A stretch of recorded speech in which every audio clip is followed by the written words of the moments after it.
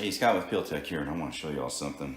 I did this little stain job in here a few months ago, and I used Peel-Tek, of course, to get the grout lines there.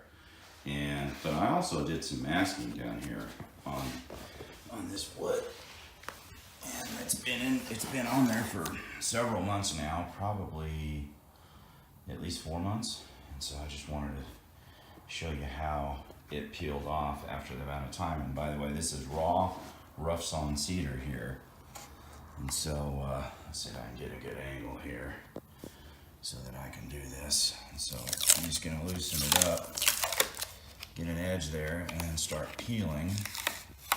But as you can see, even after 4 months, as long as you're not outside with UV rays degrading it, you're gonna be able to still pull this off of, and this is one of the most difficult surfaces to do right here.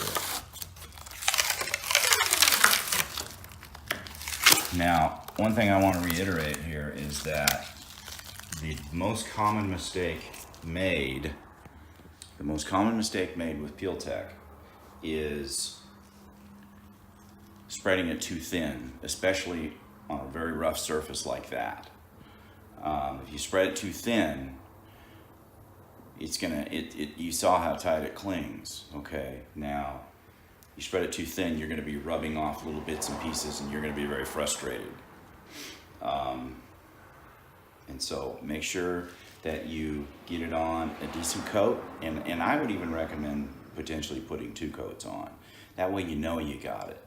And sometimes the rough surfaces will trick you, and if you get too thin of a coat, you might get these little spots that you didn't cover well, and so your stain or whatever will sometimes get through that. So that second coat gives you that insurance that you need in order to protect your surface right there.